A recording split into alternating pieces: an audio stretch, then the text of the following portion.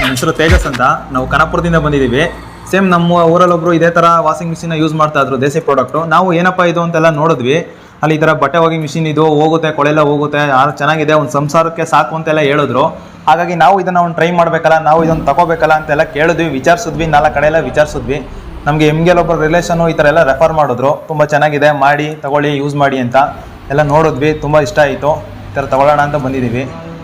ನನ್ನ ಹೆಸರು ಅಭಿ ಅಂತ, ಕನಕಪುರದಿಂದ ಬಂದಿದ್ದೀನಿ. ನಮ್ಮ ಮನೆ ಹತ್ರ ಒಂದು 3 ಜನ 4 ಜನ ತೊಗೊಂಬಂದ್ರು ಈ ಥರದ್ದು. ನಾವು ನೋಡೋಣ, ಈ ಥರ ಪ್ರಾಡಕ್ಟ್ ಚೆನ್ನಾಗಿದೆ ಅಂತ ಅನ್ನಿಸ್ತು.